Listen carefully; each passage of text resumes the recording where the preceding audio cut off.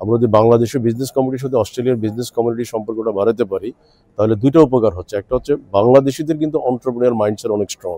আমরা জানি বাংলাদেশিরা কিন্তু উদ্যোক্তা মানসিকতা সম্পন্ন হয়। অস্ট্রেলিয়াতে যদি বাংলাদেশি কমিউনিটি যদি আমার মনে হয় যে অনেক বেশি ব্যবসায় সম্পৃক্ত হয়, ইন্ডাস্ট্রিতে সম্পৃক্ত হয়, এটা হচ্ছে বাংলাদেশি কমিউনিটিকে প্রচুর জব অপরচুনিটি তৈরি করার সুযোগ পাবে। সুতরাং প্রত্যেকটা সেক্টরকে যদি ধরে ধরে যদি আমরা অস্ট্রেলিয়াতে আমরা যদি ব্রিজিংটা তৈরি করতে পারি তাহলে সুবিধা হবে কি বাংলাদেশি ব্যবসায়ীরাও এখানে একটা ভালো নেটওয়ার্কিং তৈরি করার অপরচুনিটি পাবে। একইভাবে বাংলাদেশি যারা অস্ট্রেলিয়ান এখানে আছে তারাও কিন্তু বাংলাদেশের ব্যবসায়ীদের সাথে একটা ব্রিজিং করে এখানে নতুন নতুন সেট আপ করতে পারবে।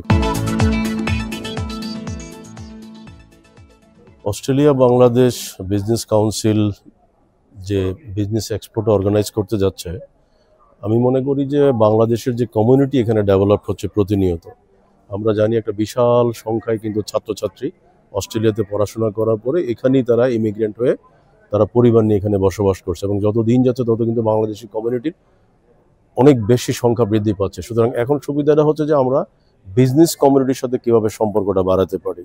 আমরা যদি বাংলাদেশের বিজনেস কমিউনিটির সাথে অস্ট্রেলিয়ার বিজনেস কমিউনিটির সম্পর্কটা বাড়াতে পারি তাহলে দুইটা উপকার হচ্ছে। একটা হচ্ছে বাংলাদেশিদের কিন্তু এন্টারপ্রেনিউর মাইন্ডসেট অনেক স্ট্রং। আমরা জানি বাংলাদেশিরা কিন্তু উদ্যোক্তা মানসিকতা সম্পন্ন হয়। অস্ট্রেলিয়াতে যদি বাংলাদেশি কমিউনিটি যদি আমার মনে হয় যে অনেক বেশি ব্যবসায় সম্পৃক্ত হয়, ইন্ডাস্ট্রিতে সম্পৃক্ত হয়, তাহলে দুটো লাভ হচ্ছে। একটা হচ্ছে বাংলাদেশি কমিউনিটিকে প্রচুর জব অপরচুনিটি তৈরি করার সুযোগ পাবে। একইভাবে আমরা মনে করি যে ইকোনমিতে কন্ট্রিবিউট করার জন্য কিন্তু বিজনেসের কোনো বিকল্প নাই। স্বাভাবিকভাবেই একটা রাষ্ট্র কিন্তু সবচেয়ে বেশি প্রায়োরিটি দেয় যে যখন কোনো একটা রাষ্ট্রের কমিউনিটি ব্যবসা ক্ষেত্রে বা ইন্ডাস্ট্রিয়াল ডেভেলপমেন্টে তারা কন্ট্রিবিউট করে।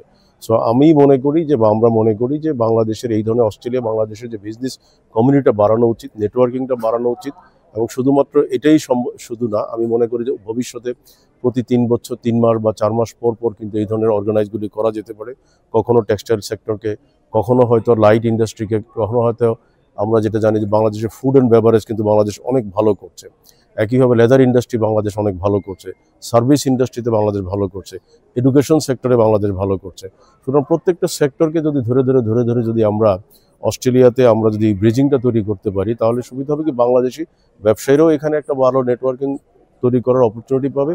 একইভাবে বাংলাদেশি যারা অস্ট্রেলিয়ান এখানে আছে তারাও কিন্তু বাংলাদেশের ব্যবসায়ীদের সাথে একটা ব্রিজিং করে এখানে নতুন নতুন সেট আপ করতে পারবে। কারণ আমরা যদি চাইনিজদের দিকে তাকাই, চাইনিজরা কিন্তু আলটিমেটলি এখানে প্রতিনিয়ত ব্যবসার দিকে তারা সবচেয়ে বড় মাত্রায় ঝুঁকে যাচ্ছে।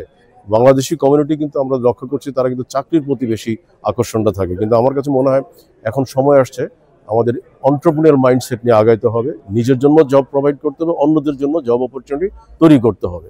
এবং এইভাবে যদি আমার কাছে মনে হয় যে বাংলাদেশি কমিউনিটি যদি একজন আরেকজনকে উৎসাহিত করে, একইভাবে সরকারও যদি উৎসাহিত করে এই ধরনের উদ্যোগগুলো, কারণ এই ধরনের উদ্যোগগুলো কিন্তু প্রাইভেট সেক্টর থেকে নিতে হবে, যে নিরপেক্ষ দৃষ্টিকোণ থেকে যারা কন্ট্রিবিউট করতে পারে সেই সোসাইটিকে যদি ইনভলভ করতে পারে তাহলে আমার কাছে মনে হয় বাংলাদেশ বেনিফিট হবে এবং বাংলাদেশের ইকোনমি শক্তিশালী হবে এবং এখানে যারা বাংলাদেশি আছে তারাও উপকৃত হবে।